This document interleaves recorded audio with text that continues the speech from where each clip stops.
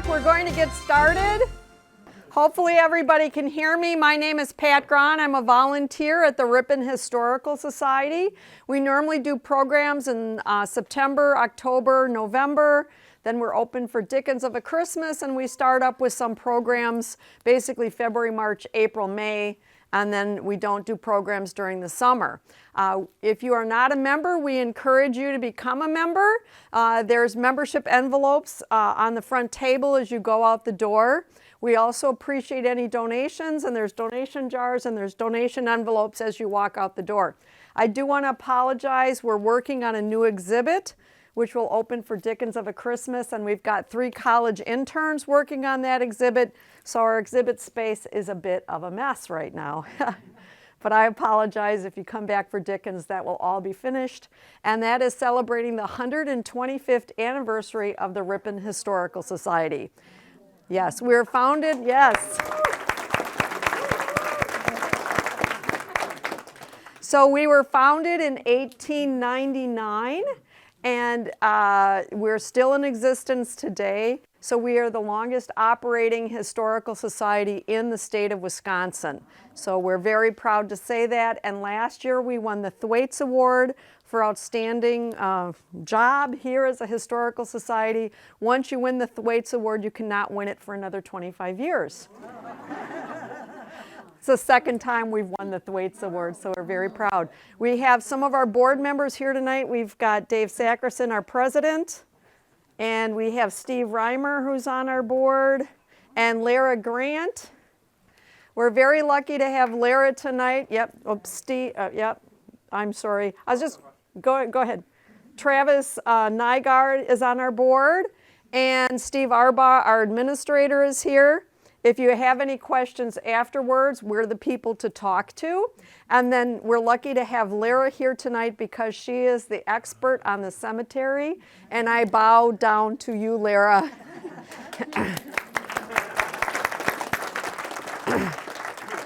Every time I go to the cemetery, I learn something new from Lara. The last time I was there, she said, "Pat, you're standing on the babies."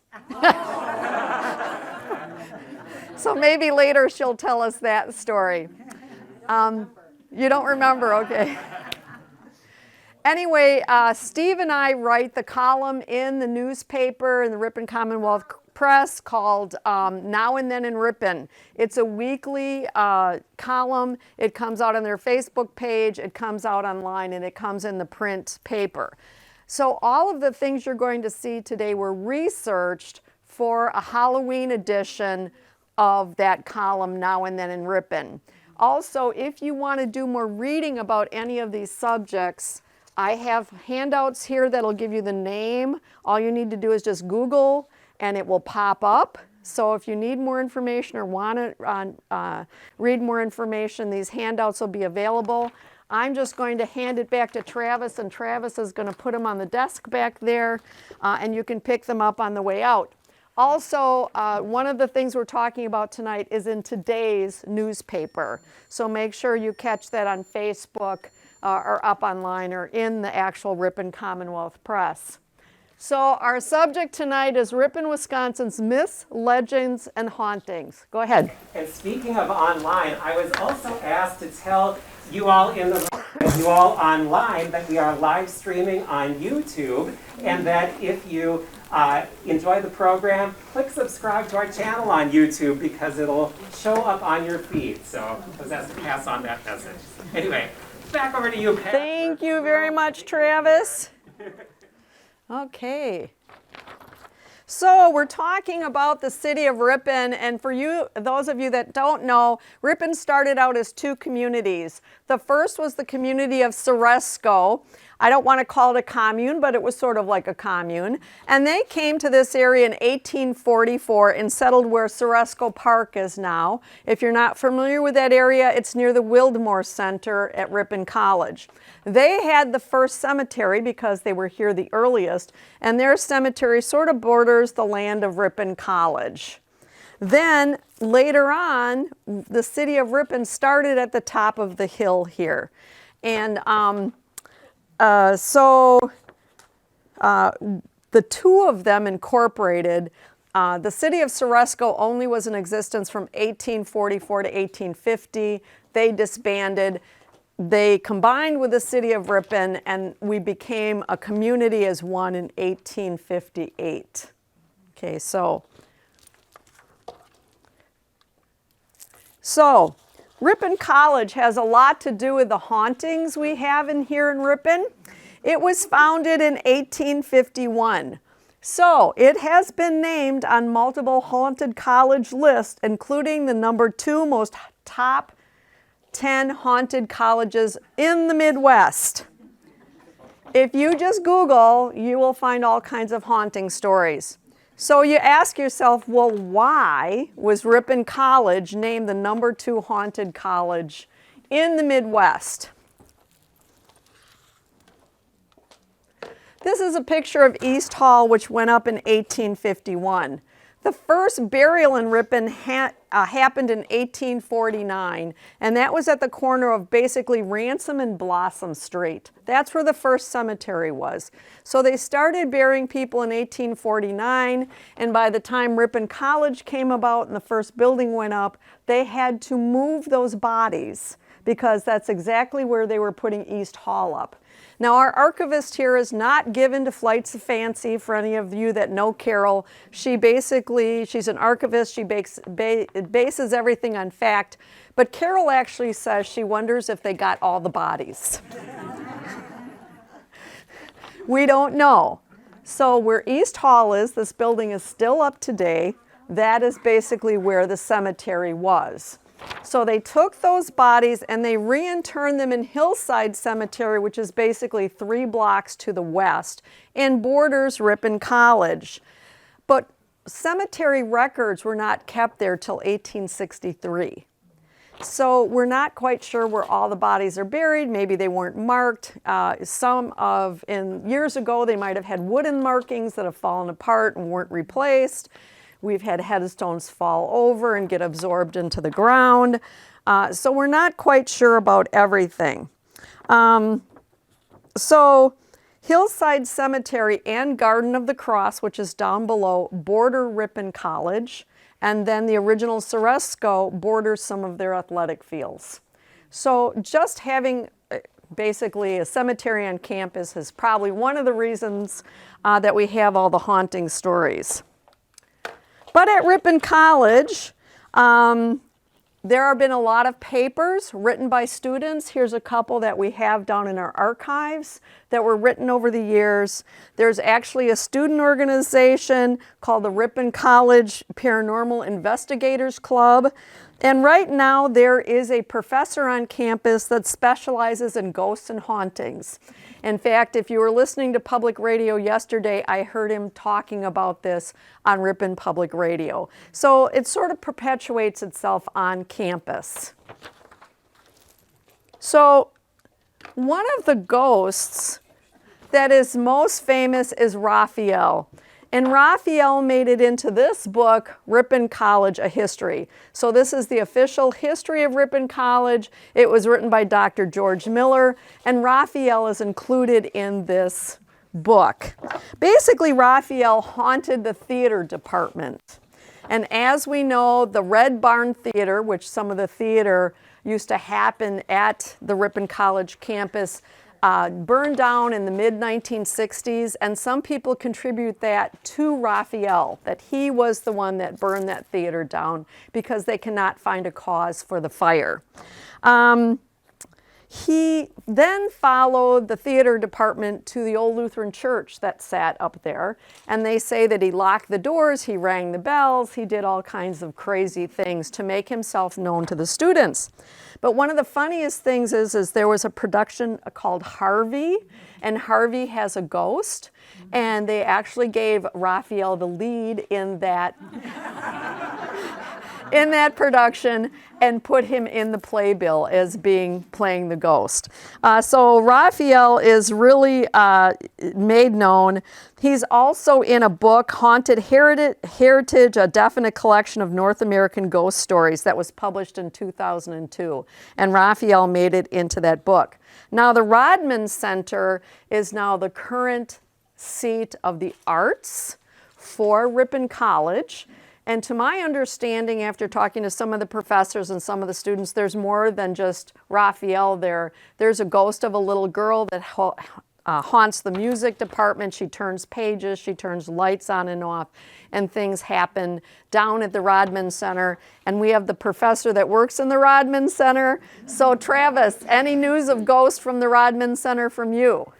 Oh gosh, I will say that students that are there late at night say that sometimes they feel like there are creepy things that happen. So you're absolutely right. That's part of the folklore of the college. I'm not so superstitious myself, but it definitely is something you hear.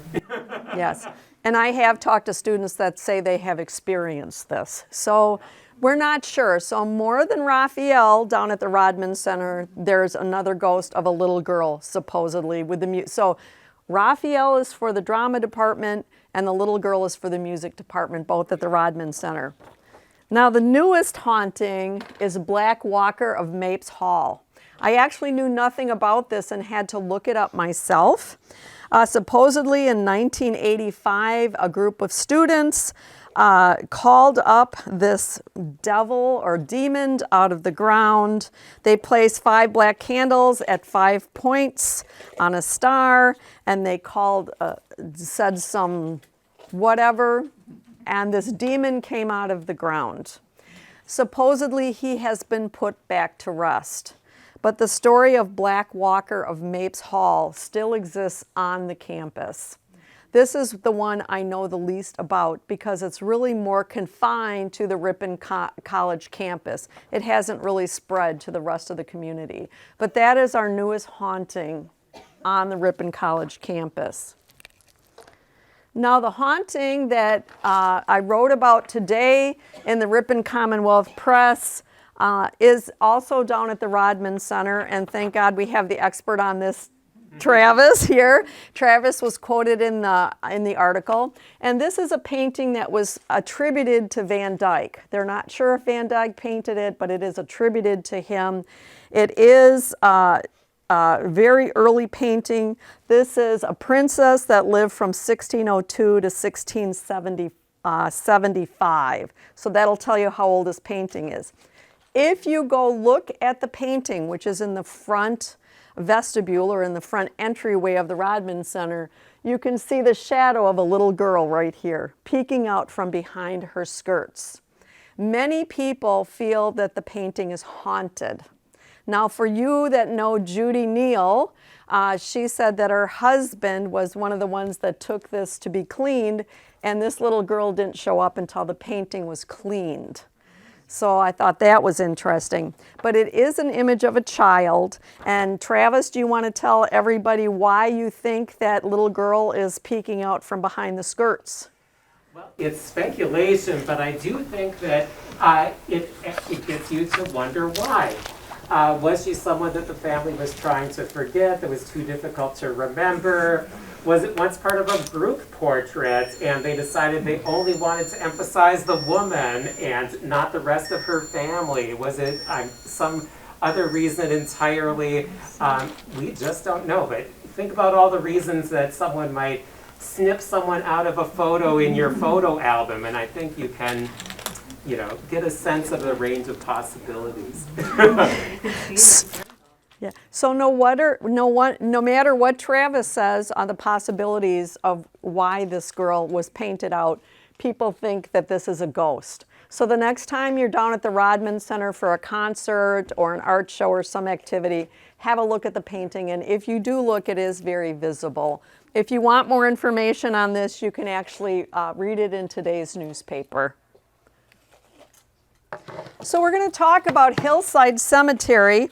The Cemetery Association was founded about 1852. So remember, Ripon College was built in 1851. They moved all the bodies, and then the Cemetery Association was formed in 1852, about a year later. There were no records kept until 1863. So even though we do have records now, some of these people could have been lost in the translation. And many of the burial spots are not marked. Am I correct, Lyra? Okay. I want to first talk about Potter's Field. Potter's Field is at the southwest corner of Hillside Cemetery. Some of it is nicely maintained and some of it is down a hill, sloping away.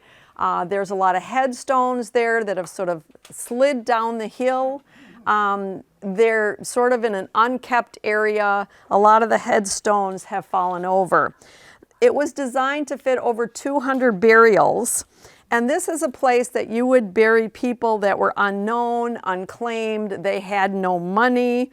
But the last burial in Potter's Field was 1923. If you want to be creeped out a little bit, please go to Potter's Field. Probably the easiest way to find it is to enter through Garden of the Cross Cemetery and drive way to the, what would be the southeast corner, and then walk towards the hill. It can be a little dangerous and overgrown, so please be cautious. Lara, anything you want to add about Potter's Field? I know when I did a walkthrough back in 2000, I started with the Potter's Field, and there were about 9 stones that could be read, and that was it. Everything else was just a jumble. It'd be nice if they could maybe weed that out and see what's underneath that, have the brush that's under there. And if you think this was Potter's Field where people had no money, basically think a lot of these people did not have money for a headstone. A lot of them were never marked. A lot of them were for babies that were born and the parents were immigrants and had no money. It cost $1 to bury somebody in Potter's Field. You could do it free if you didn't have the dollar. So basically there's probably a lot of people, young children and babies buried there. We just don't know where they are. And with it being on the hill, I mean, they could have just eroded away. Right, right. Potter's Field also went there long. Yes, yes. So we're going to talk about Billy Prill, and Billy Prill was our grave digger here in Ripon from 1922 to 1972, so that was 50 years. So a lot of people here remember Billy Prill. Anybody here remember Billy? Okay, I got some hands up that knew Billy Prill. Billy Prill lived a couple of blocks from the cemetery at his family home. He had no running water. I think he had electricity, but he did not have a furnace. He heated an old wood stove that came with the house in the 1800s. When he got elderly in the 80s, the city would actually deliver to him old Christmas trees that he would then use to heat his house because it was beyond him to go out and get wood. So the city would actually, and then once he died, his sister inherited the house, it fell to ruin, and the city just tore it down because it had no modern sewage system. It still had an outhouse, and he died in 85, still had an outhouse, no running water, you know, the whole bit. So Billy Prill took care of Hillside and Woodlawn Cemetery and then Garden of the Cross for 50 years. He was paid $7 for each grave that he hand dug, okay? So it took 4 hours to dig, and every year he dug between 65 and 70 graves by hand. So think of that, even when you're elderly, you're digging a grave by hand. He had really interesting stories about Hillside Cemetery, which we're lucky the Ripon Commonwealth Press wrote about. One of his favorite headstones was by a lady named Caroline, and her headstone was engraved incorrectly, listing she was born 4 years after her husband died. One of Billy Prill's probably most famous story was about Honest John. Now, Honest John was a black man that was a slave. He ended up in Ripon late in life. He was a rag picker. He had no money. So when he died, he was one of the last burials in Potter's Field in 1923. Well, Billy Prill came to work one day and found out that somebody had dug up his grave and his skull was missing. So he went to the Ripon College president, and they found the 2 boys that had dug up his grave, and they had his skull displayed in their dorm room. Billy Prill was given the skull back, and it was reinterred with Honest John. It is very difficult to find Honest John's grave, and Lara can testify that the city used to just dump leaves and dirt. It's easier to find now, but the headstone is sort of sunk into the ground. So if you're looking for it, you'd really need to know where it is, but it is in Potter's Field. But he has his head back now.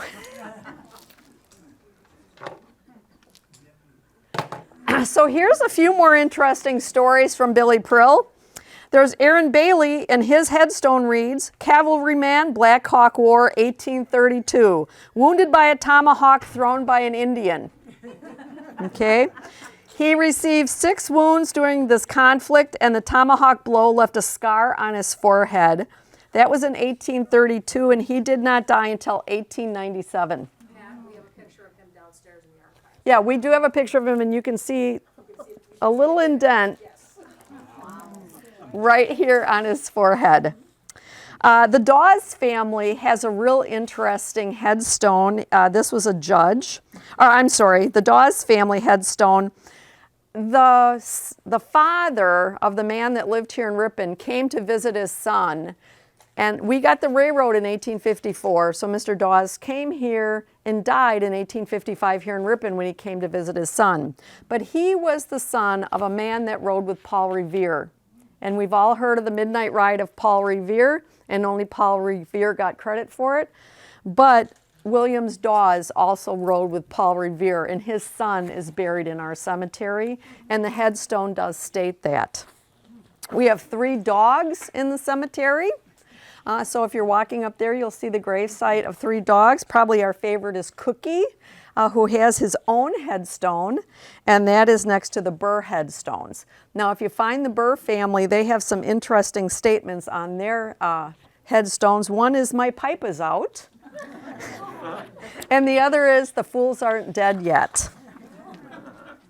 I want to say that we do periodic cemetery tours of the cemetery. We just did one last Saturday, so watch when it gets to be fall and winter, and we will do another cemetery tour and try to include some of these headstones and some of these interesting things. So basically, when you have an old cemetery that's falling apart, I think that's where your haunting stories start, and when your cemetery is next to a college, it just doubles the stories.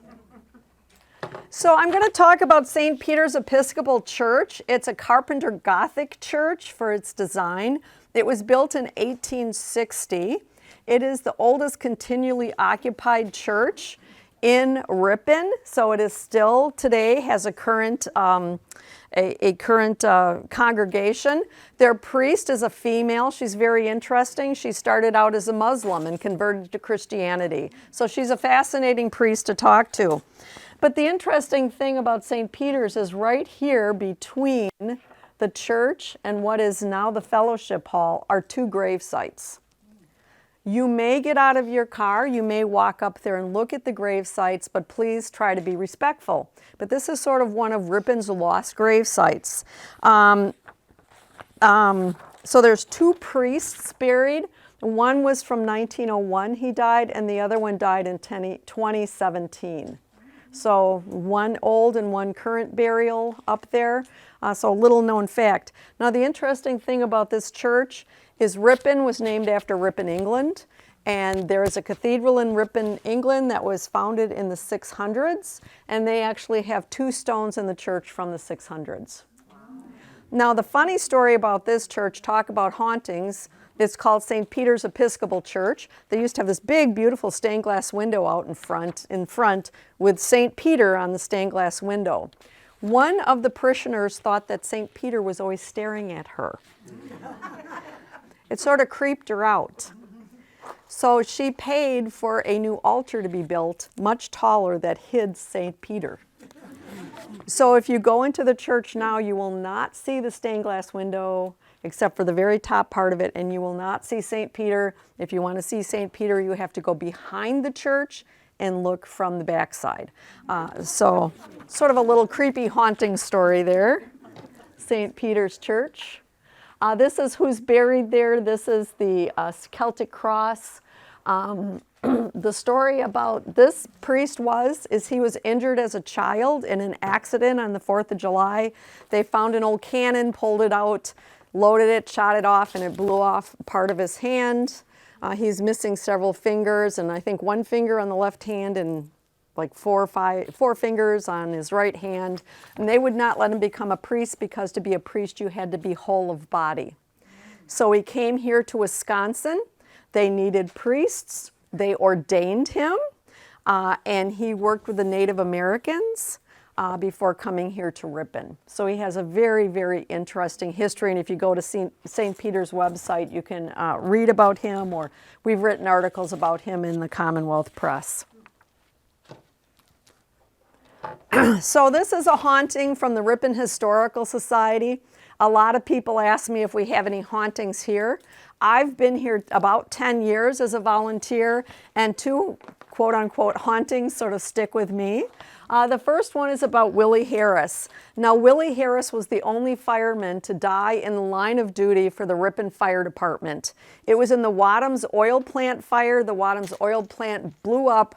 A horse ran across a oil line, cut the oil line, and the whole oil plant basically went up in flames. When one of the oil canisters blew up, Willie was injured. So we had no hospital in Ripon until 1936. This was 1930. The doctor treated him at home. He was sent home because there was no hospital, and he died 2 days later. So this was just before the pandemic. We were going to do a display here for the 150th anniversary of the Ripon Fire Department. So the first thing I did is I put a memorial to Willie up because I felt Willie should be honored, because even the fire department had forgotten that he had died. So Steve, who handles our maintenance, started saying, "Pat, what's going on? I'm getting fire calls from all over the building. I'm getting a fire alarm from the sewing room. What is the sewing room?" Wasn't it, Steve? Yeah. So he was getting fire calls at 2, 3, 4 o'clock in the morning. Yes. Yeah. So he's like, "What's going on?" Well, then I got stuck in the elevator. So I'm coming up the stairs with a handful of artifacts up the elevator here, and the elevator stops.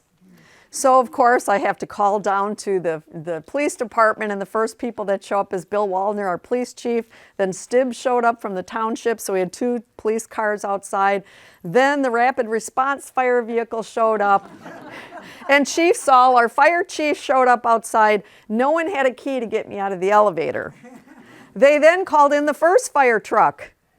No key to the elevator. They called in a second fire truck. No key to the elevator. It was the third large fire truck. So now we've got 3 large fire trucks, the rapid response vehicle, the chief's vehicle, and 2 police cars out in front blocking Watson Street because I'm stuck in the elevator.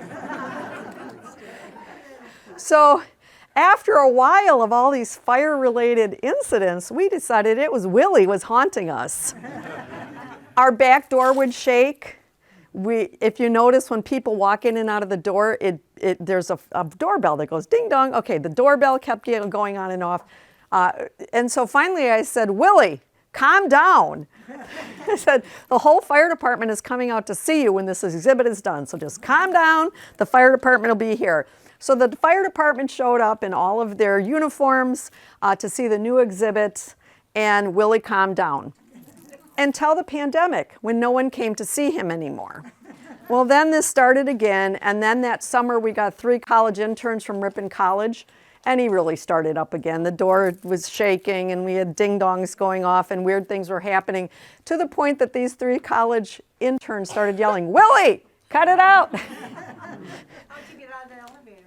They finally got a key. Oh, they finally found one. Yeah, and so since then, Chief Saul has, a key on every fire vehicle, is it, Steve?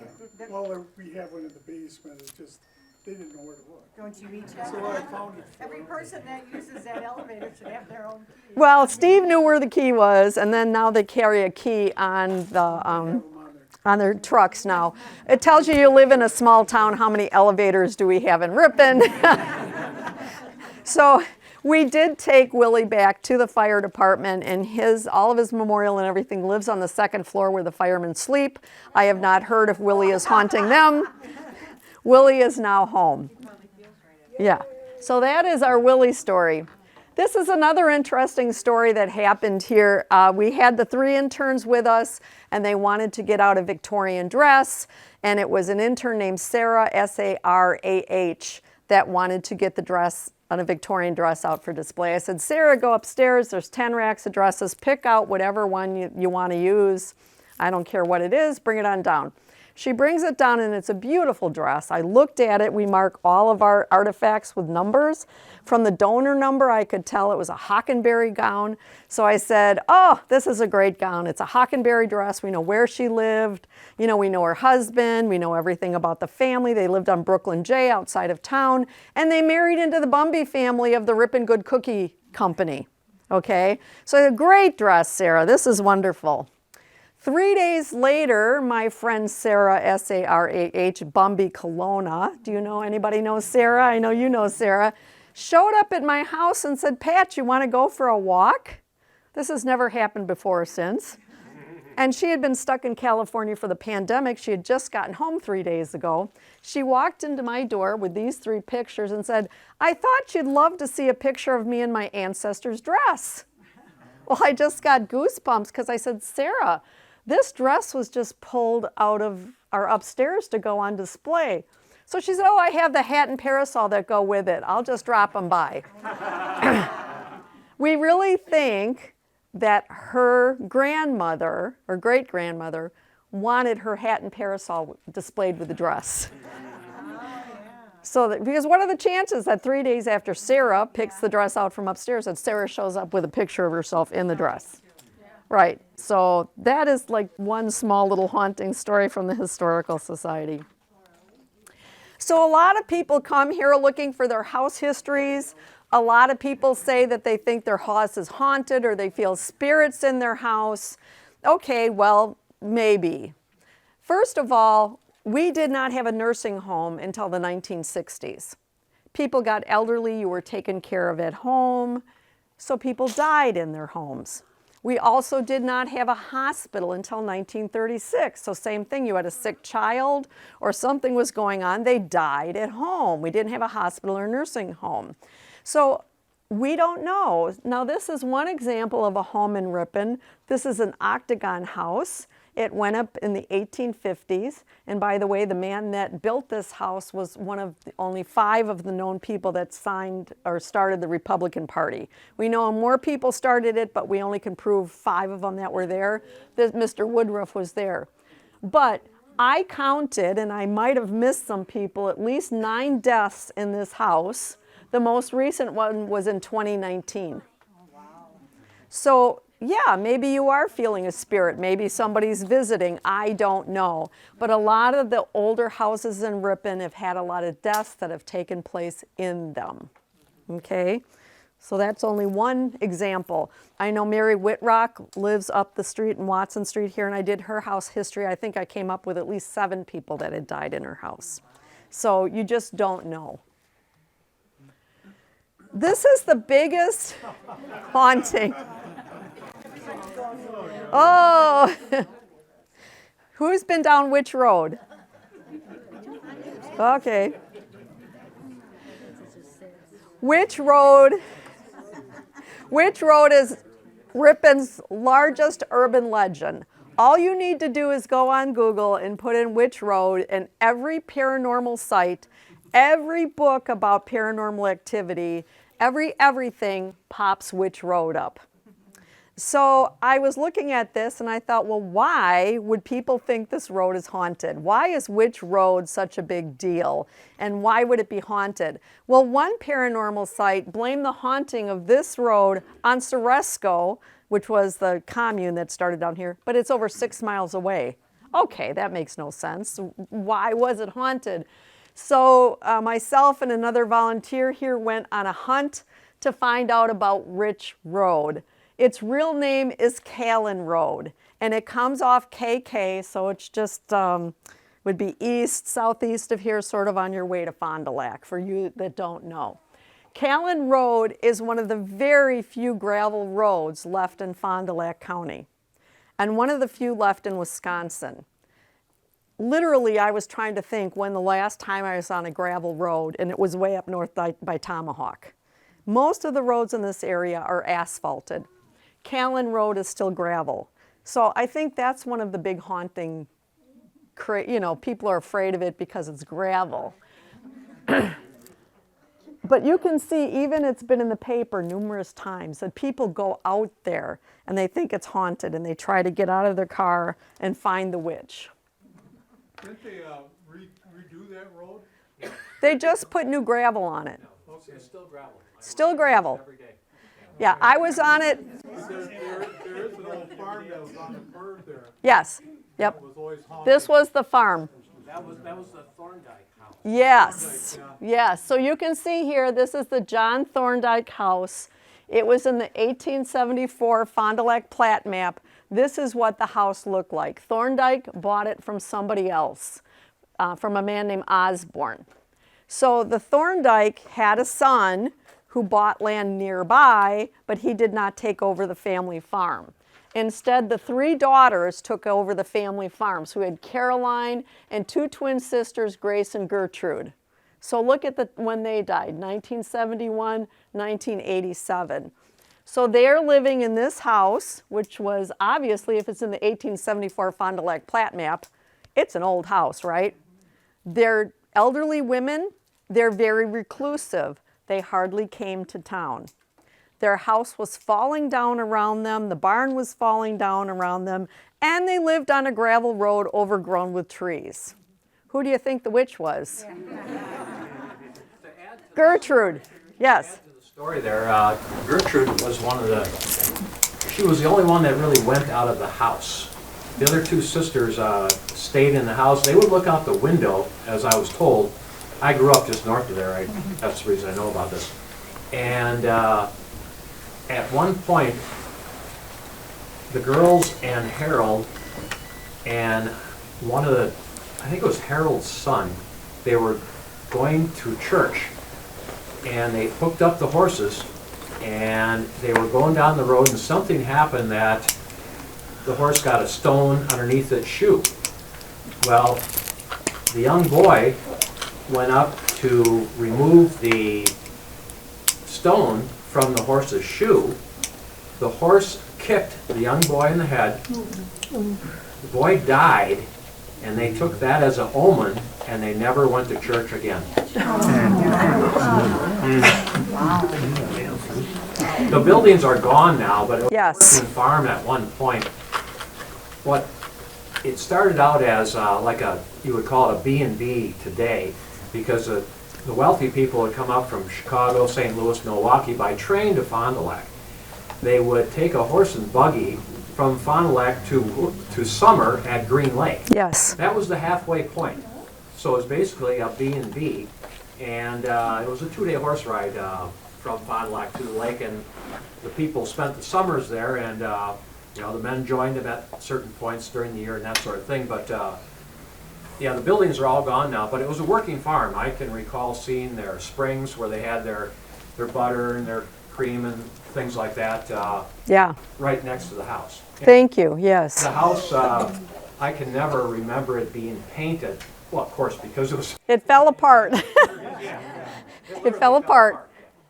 Yeah, and it's great that we actually have the sketch of the original house on Callan Road. So, and I just want to show you this too. This is from an old plat map. Can you see how KK originally scooped down and around? So if you were coming from Fond du Lac through to Green Lake, you would have to go down Callan Road, which was KK. Eventually they straightened that out where these little red marks are, and they made it straight, and they bypassed Callan Road. So that's when Callan Road got its name, when they did the bypass, okay? And they did not asphalt it. So originally that was the way you would come going west to Green Lake, is you would have to come past the Thorndike farm. Now they have taken down the buildings, and I believe it's because so many people were going out there and bothering the buildings and going in the buildings and looking around. So now if you go out there, you see a little pile of garbage, and that's about it. And the trees have been trimmed up, although there are some pretty creepy looking trees out there. So it still looks a little haunted, and no matter what we say, I think the story of Witch Road will become become perpetuated over time. But at least you and I and everybody else know it was probably Gertrude that everybody thought was the witch. My wife is at Neufeld and lived just down the road, and as kids, they used to go there and see the girls. One of them Yeah. was a little overweight, and she's the one that hid behind the trees and looked because she was real shy. She would never come And out. she would never come out. Right. And some of the beams from that house, I know are in a couple, and the barns are in a couple houses here in town. They have them as, Isn't that neat? So can you see how that story got perpetuated if somebody's peeking out from around the trees at you? I mean, they were just reclusive spinsters. Yeah. The Thorndike that lived on South Scroll Street here too in town. and Howard. I don't know what the relationship is, but we could look that up pretty fast, I'm sure. Yeah. But anyway, that's your legend of Witch Road. So if you think Ripon doesn't have enough hauntings or Ripon College doesn't have enough hauntings, we are named after Ripon, England. Our founder, John Scott Horner's family, had generations of mayors or town criers from Ripon, England. And so if you go to Ripon, England, they have ghost tours of Ripon, England, and that includes their cathedral, which was founded in the 1660s. So if you don't think we're haunted here, go visit Ripon, England. So that is our presentation. Anybody have questions or something to add? No? Okay. Well, thank you for coming tonight, and please take a handout if you want to look up more information about what we talked tonight.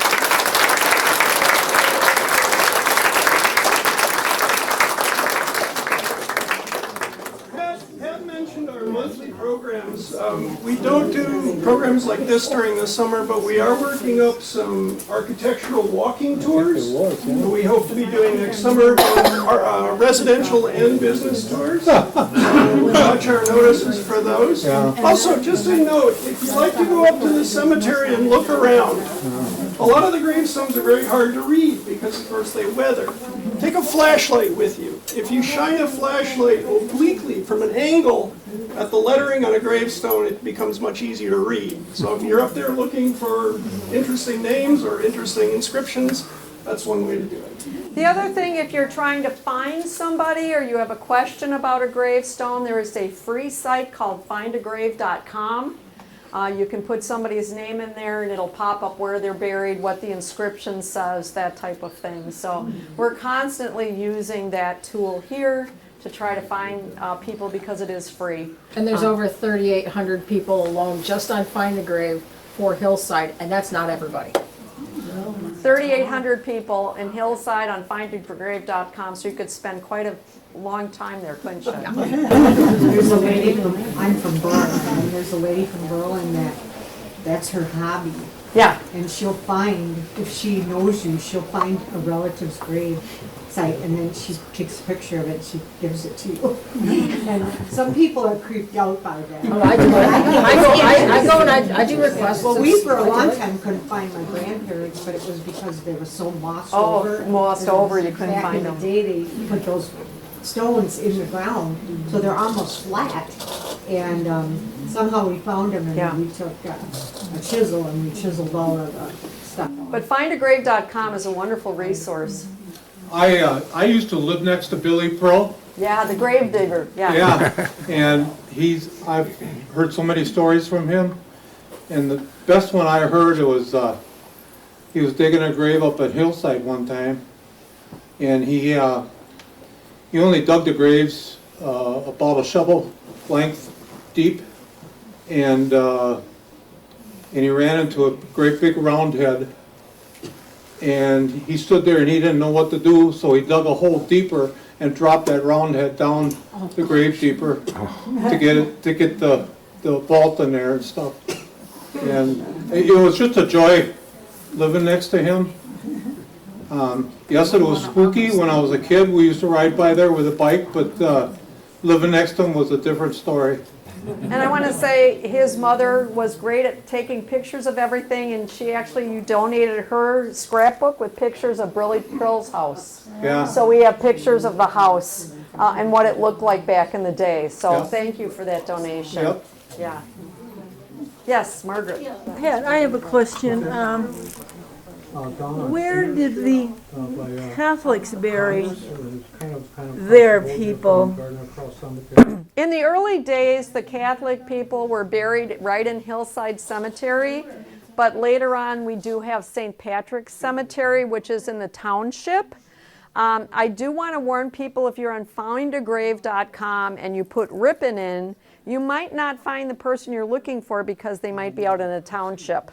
So you might have to put Green Lake County in or Fond du Lac County in. Sometimes I just put Wisconsin in to find people because St. Patrick's is out in the township in Green Lake County. So you're not going to find it on findagrave.com. Now Berlin has two Catholic cemeteries. Yeah. So yes. Yeah, go ahead. I was hoping that maybe you might touch on other haunted houses or sites in Ripon. Well, that's crazy because we don't have information on them. So if you have information on them, give it to me. We'll write an article next Halloween on them. The ones that we know are the ones that are perpetuated on social media and are very famous hauntings. I mean, these are hauntings you can just Google and they will pop up anywhere. It's very easy to find information on. But if there's a house that's haunted or something small, we might not have that because it's not on social media. I can share a story Go ahead. about East Hall. Hold a I second. taught at the college for several years as an adjunct, and the faculty secretary, if you go into East Hall, you go in the front door, you up a half flight of stairs, and then there are two stairways that go up either side. Her office was underneath the stairs on the left side as you go in the front door. She was in that office for, I think, 20 years or so, many years. And she told me that she would be sitting in the office occasionally and she would hear someone falling down the stairs. And not quietly, not quietly. And she would go, the first few times she went running out of her office to see who was hurt, and there was no one there. This happened periodically, and she finally just got used to it. But over and over again, someone would fall noisily down the stairs, and there was no one there.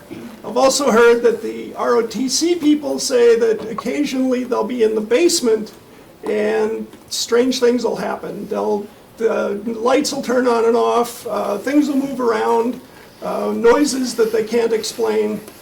So apparently East Hall has a fairly lively life going on. Well, one of Linda's relatives died working on the West Hall in 1855. He caught pneumonia and he died working on that building, and he was buried on Christmas Day in a hollowed out log, and we're trying to substantiate that story because it's a fun one. Yeah. My mom and my sister went to Potterfield. You went to Potter's Field to look at it? Yeah, that was pretty sad, wasn't it? So if you're going to Potter's Field or the cemetery, another thing I should have mentioned is at Lindley Lane, the college now has a walkway that goes from the college down to the Wildmore Center. That was the midden. That's where they threw garbage from the cemetery. So we had an archaeologist here, Jack Steinbrink, and he did a lot of digging down there, and he would find handles from coffins and bottles and all kinds of weird stuff, headstones and whatever, thrown down there. And some of the things he dug are in the museum at West Hall, correct? Yes. Yeah, so if you want to see that, that museum is open basically 9 to 5, Monday through Friday, and you can just walk in and look at it.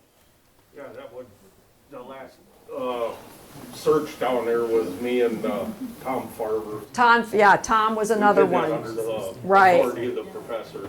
Right. It was like a couple of years ago. They'd always dig down there because that was what was the midden or the garbage heap. It's now a walkway, so you're walking on a bunch of garbage from the cemetery, basically. So. Okay, if there's nothing else, thank you for coming tonight, and see any of us here for questions.